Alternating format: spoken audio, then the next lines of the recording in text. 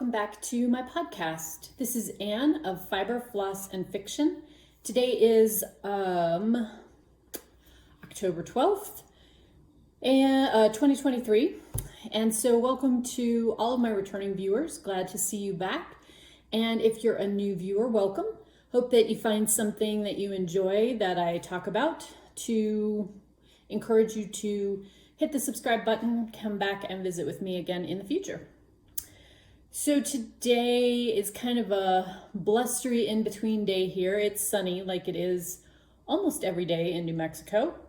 But we are supposed to have much colder temperatures, maybe even finally get a freeze tonight. And winds 35 mile an hour-ish during the day today with some higher gusts. So all of that's coming in out of our northwest, which is where we usually get like our winter storms from. They come down out of the mountain range that's off to that direction. So, quick life update. All is good here. Definitely ready for like real fall weather. Today I am wearing my Lunenburg pullover that I finished up earlier this year. It is a design by Amy Christoffers. It's a, obviously, yoke neck sweater that I knit in the original Rustic Sport from Lichen and Lace. One of my favorites, and I really didn't have a chance to wear it at the end of last season, so very excited that today it's cool enough. Had this on, even took the dog out for a walk in it, and it was just right. Nice, cozy, lightweight layer. Today's episode is just going to talk about the crafting things I did in the second half of September and these first couple of weeks, almost 2 weeks of October. And I'm going to be talking about cross stitch and knitting and tell you a little bit about what I've got going on for my plans for the rest of this month. So let's go ahead and we'll get started. So first up, we're going to talk about cross stitch. I have two projects on the go, one of which is not very going, but we'll share it anyway. This is the Moonlit Kitties buttons and beads kit from Mill Hill. That's what it's going to look like when it's finished. I did work on this a little bit. My husband and I took a long weekend and we went up to Colorado and did some hiking and enjoyed the fall colors up there and relaxed a lot. And so I did I did work on this a little bit one afternoon when we got back a little bit early, and I have finished up most of the moon. I have a little bit left of color to go in there, and then there's lots of spaces left for the beads that go in there, but yeah, chipping away at this. Again, this is not anything that I have a deadline on. It's just something I was working on kind of for the Halloween month here in October and just see how far I get. So I am chipping away at that. And then my other project is my kind of monogamous project that I've been working on all this year, which is Winter's Encounter from Heaven and Earth Designs. The artwork is by Laura Prindle, and this is the mini. I did have a few questions about the mini and the detail and all that good stuff. So this is the full size of this particular mini. This is the right and left edges. And compared to what I've seen for the full mock-up of this, things like the bird and some of the saddle detailing are a bit more refined in the larger version, which, makes sense. They have to pick some pixels to get rid of to compress this down to be this size and not the usual massive size of a Hade. I do think that the horse's face, I think the detail on that is really incredible. And I think it holds up whether you look at it at a distance or even a bit closer up. They just did a really good job with the chart for the head of the horse, and it's what drew me to this design anyway, so good job. This last month I have been working in filling in kind of the blue grays, so I've done quite a bit in this section and this section. And then those same colors were also repeated up here in his haunch. So I added in a bunch of stitches there. You can kind of see, I think here, like I have all of this white done. So there's a little bit more in the sky that's finished than it looks from maybe back here, because you can still see the grid lines. But yeah, coming along on that, and really pleased with where I've gotten to on it. I have not yet worked on this month. I've been trying to do the by the numbers challenge, which is at the level I picked, 2,000 stitches per month over in the Full Coverage Fanatics group. But as you will hear in my next section on knitting, I have some other things that have gotten prioritized. So we'll talk about that in a minute. Let's move on to knitting. So this section is going to be a little bit of knitting and a little bit of crochet. I did want to mention one of the crochet projects that I'm working on. Well, let's back up first. The month of October is going to be kind of a weird crafting month for me because I got selected to do a sample knit for Jess, who owns Witchfire Fibers.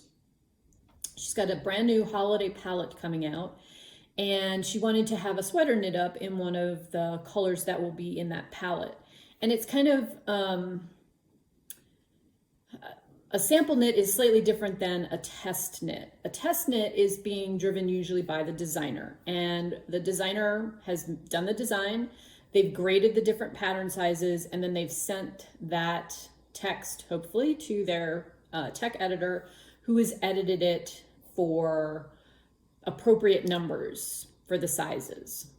Some tech editors do more, some do less, but at the bare minimum, that's what you'll get from your tech editor.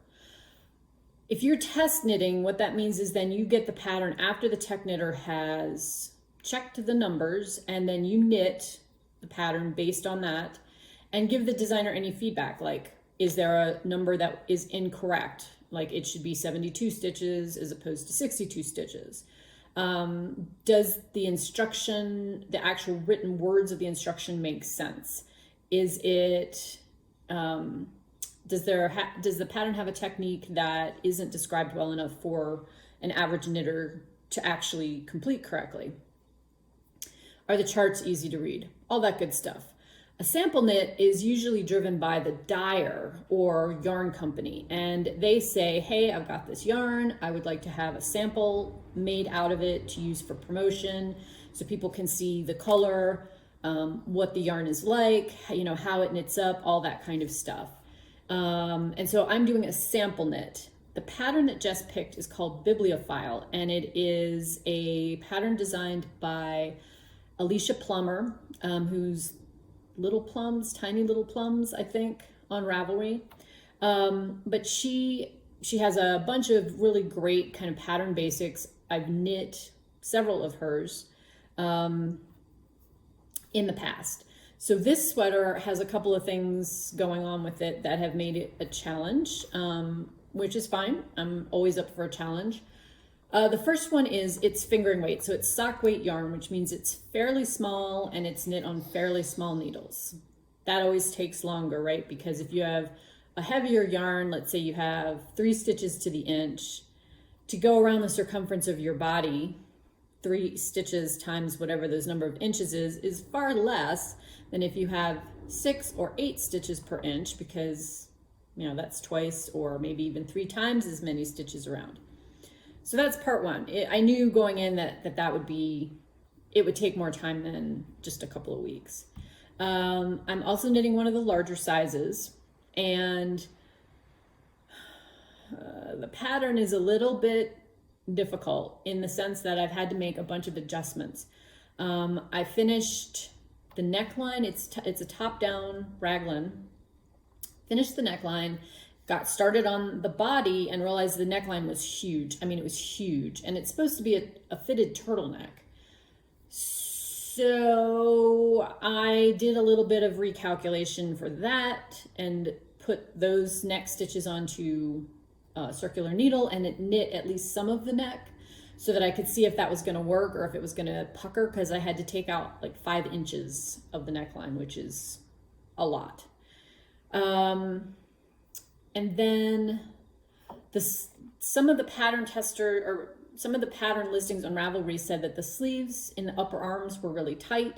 So I contacted Jess and I said, this is what you will be getting at this size sweater. Do you want me to do something differently? And she was like, those are never going to fit. So I wound up adjusting numbers for the sleeves. So a lot more work, like making it so it's something she can actually wear and enjoy for the holidays than I would have preferred.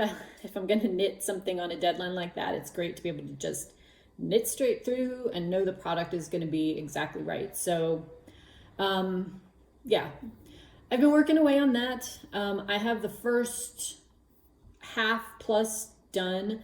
I've knit the entire body of the sweater. I just have ribbing to do, 2 inches of ribbing to do, which I'm going to try to finish today.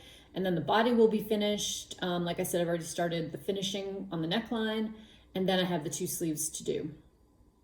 So just the note on that is what is taking up all of my time. I'm doing nothing but focusing on that because Jess needs it back the first week of November. So nose to the grindstone and just working away on that. So I'll do probably a standalone video that talks about my mods and the pattern once the color is released, because I can't show you what I'm working on or any pictures of it because the colorway is a surprise.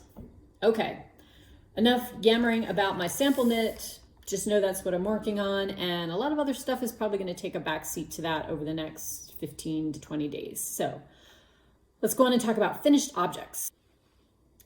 Next up, some finished objects to share. I have 2 hats finished and a pair of socks. The first hat is this super fun textured stripe scrap hat. This is designed by Schira, who, if you knit, she does a whole bunch of really fun gnome patterns, which someday I'll get to. This pattern is written for sock yarn. You can use 2 colors. You could use as many colors as you want. I used 9. And it has an interesting textured pattern, which I think you can see here. This is worked with just plain stockinette in the round, some slip stitches, and then these purl bumps. So you're only ever working with 1 color at a time. And basically when you're picking the 2 colors for these bands, you just need to make sure that the colors you pick have at least okay contrast. You know, these aren't super different. There's kind of a light teal and then this darker teal for the purl bumps, but the texture helps those contrast colors stand out quite a bit. I opted to do this. So this is the large size, and I opted to do this cute little knotted I-cord top, which I think is super cute. And with all the different colors, I thought, well, I'd rather have something a little bit funky to finish it off and not just, you know, close up the top with the final color. Really enjoyable pattern, very easy to knit. This would be a great one, obviously, for stash busting. That's the word I'm looking for.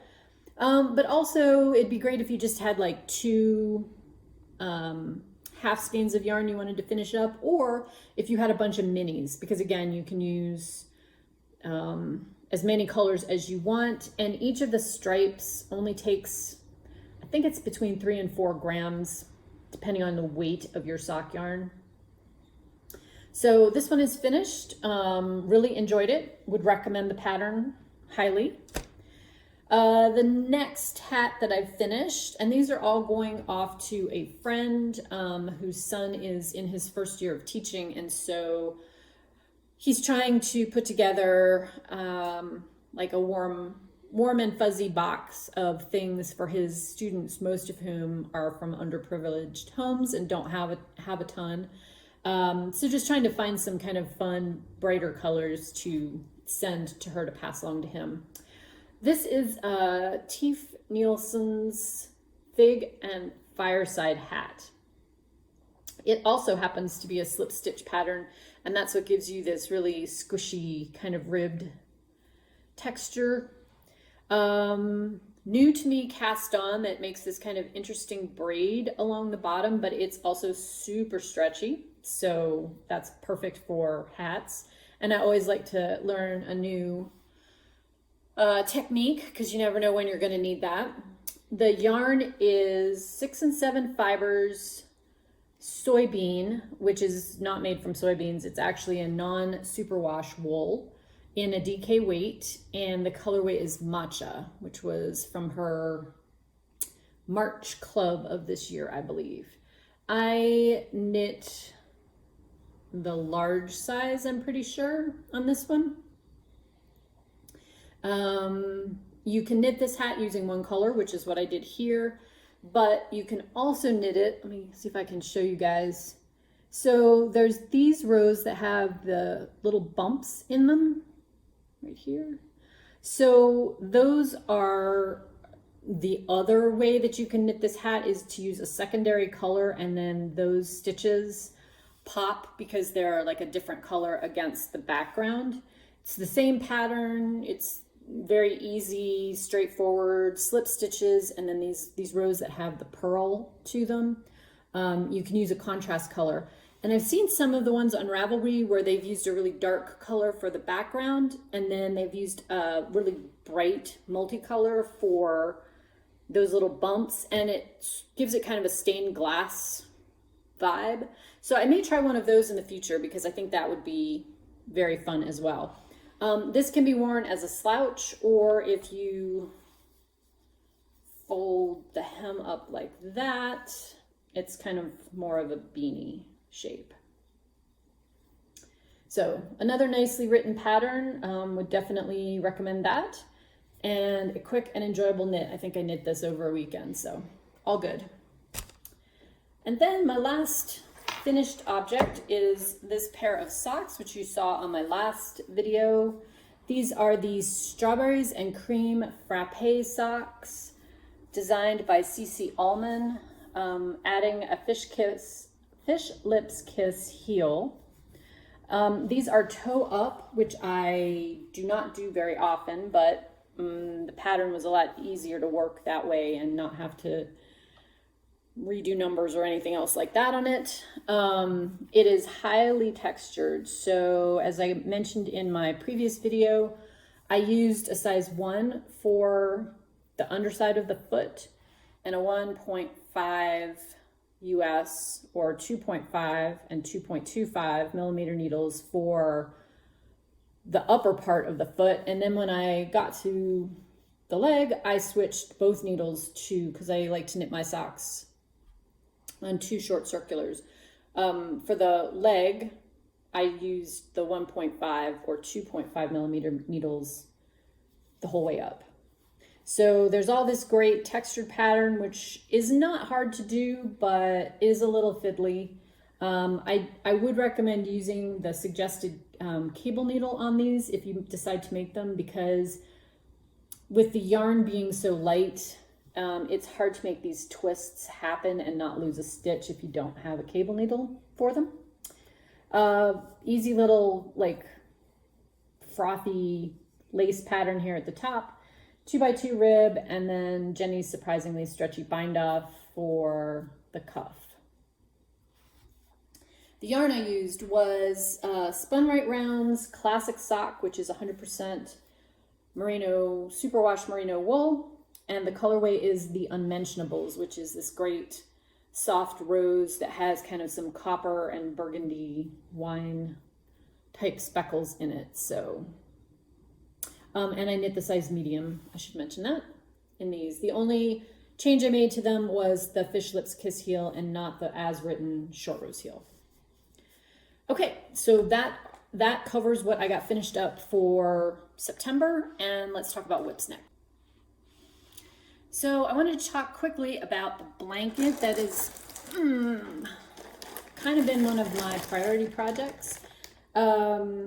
I'm not going to take all these blocks out. I'm working on the Origami Blanket, which is a crochet individual block blanket, and my hope is to finish the blocks up and then join sometime in December, but we will see. Anyway, here is where I am. I have, I believe it's 26 more blocks out of the 120 to finish. But these are all of the colors that I'm using. They are ranging from kind of blurples to brighter red purples, lots of grays, and some brighter turquoise colors. And I plan to have a border that's this plain kind of pale silver. So I'm working these using Green Letter Days DK, Merino DK. All the colorways are hers. I'm using a 4.5 millimeter hook, which is a D, maybe? D or E. It was a new to me technique to get these fun diagonals. So half the block is one color and half the block is another color.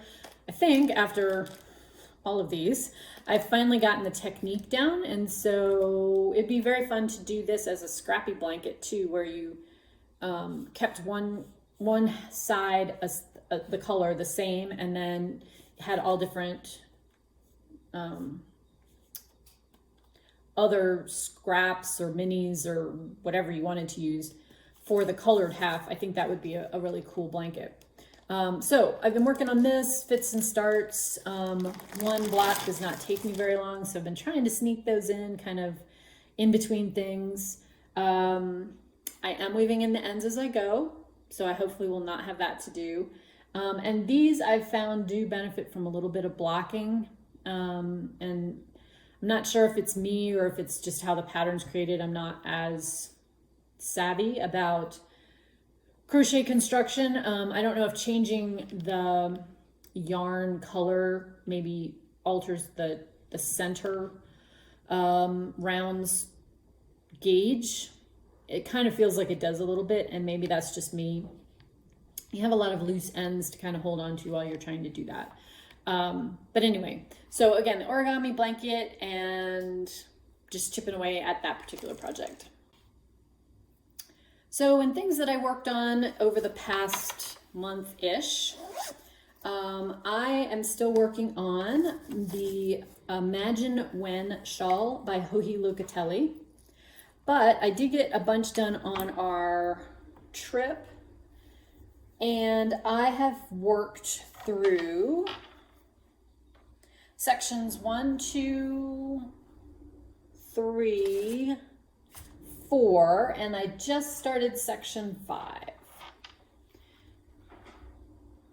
So this is showing up bluer than it is in real life. It is actually, it is bluish, but let's see, maybe-ish, more like that. It has also a greener tint to it. So interesting construction on this one. It is shaped with a ton of short rows, although it does eventually kind of become a triangle and not this super elongated shape. I'm onto these rows that feel very long, because as you're working the short rows and you're going back and forth this way, you're kind of always on an active row. So I have my stitch marker here to help me remember which row of garter stitch was the last one of the prior repeat. So I'm kind of halfway through a repeat right now, not quite. The yarn that I am using is from the Sincere Sheep. Get their label out. This is the Eureka Fingering, which is from a Rambouillet flock. in Surprise Valley, California. It's a fingering weight yarn, and Brooke dyes everything with natural dyes. So I just have this one big skein, which is 500 yards. That's probably a little closer where you can see there's more blue in this than green. And she dyes this, I think this is an indigo and meadowsweet base, perhaps. And then she uses little calendula flowers. And that's what makes the yellow spots appear. So there's actually one of them that was still in the yarn. Super soft, super bouncy, one of my favorite bases. Hoping to have that one done before the end of November. But again, sample knit is the priority, so we'll just see how things go. Stay tuned. Okay. The other thing that I have worked on this month a little bit is the sweater that I'm knitting for my mom.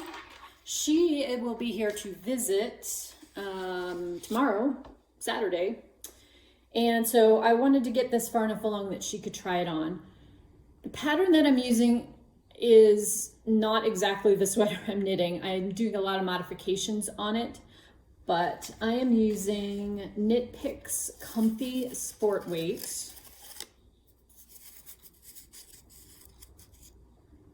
And this is a blend of cotton and acrylic. It's 75 Pima cotton, 25% acrylic. This is the sport weight. They also have it in worsted weight. And the color is color 3287, which I think is on their website as Zinnia, but it is a very, very bright pink per her request. So I have the body finished, and I started on this sleeve. So I have most of the sleeve knit. I think based on how this fits me, I would do another couple of inches of sleeve length and then start the ribbing to match the ribbing here on the body. But I'm gonna have her try it on and make sure that that's the case, because I like my sleeves a little bit longer and I don't wanna make them too long for her. Raglan Construction, the pattern that I picked, I just pulled the numbers off of, and the original pattern had a slip stitch pattern on the front, and I didn't love it with this yarn because I felt like the yarn was going to get snagged a lot. So I changed this to a garter stitch rib. The stitch count stayed the same because the pattern repeat was the same. And then I also added it on the back because I thought that looked nice. So that is where I am on that particular project. And like I said, my mom will be here this weekend. She can try it on, and I will make some notes to self so that I can get that sleeve knit to fit her and then make the other one to match, and then it will be done. She knows it's coming. It's not a surprise. She requested this thing specifically in terms of color, fiber content, basic look. She wanted to pull over, that kind of thing. Okay, and then my final project to share with you guys is Andrea Mowry, who is Drea Renee Knits, her Winter's Beach Cardi. And I pushed along a little on this because I wanted to get it to kind of a good stopping point before I started the sample knit. And so, this one's gonna be hard to show. Hang on, let me stand up. I have the body finished up to the armpits. So here's the inside of it. And then I have the fronts. You can see here will be the sleeve, and I finished the front on both sides. So it looks like a big old hot mess. Pockets will go in here when I'm done. They're afterthought pockets. So this is all the scrap yarn that the live stitches will be sitting on when I go back to put the pockets in. But this one's done up to the shoulders in the front, and then I have the back to finish, and then the sleeves to insert. So I'm about at the 50% mark on this one. Probably not going to work on that at all until, again, the sample knit is finished. And I'm hoping next time I come back to talk to you all that I have that finished. I'm not sure if I'll be able to share it with you because I'm not entirely sure what Jess's release date is for her holiday color collection. But as soon as I can share photos, like I said, I'll shoot a little bit of videos so that I can show off the sweater and share my mods with you all so you can know what I did in case you want to knit the sweater yourself. It's a great basic shaped raglan turtleneck. And I think the pattern has 3 options where you can buy like version 1, version 2, version 3. They're not all included in one pattern, but you can also knit it in DK weight, which would be quicker, and maybe have a few less of those shaping issues. I'm not sure. I just have the first version, that's the turtleneck. Okay, enough rambling on all of that. I hope everybody's doing well. I hope that you're enjoying October, whatever that month brings for you. This is my favorite time of year, and I'm, like I said, really happy that we're finally getting into something that feels like fall and not quite so much still like summer. So until I talk to you all again, stay well, be happy, enjoy your crafting. Bye.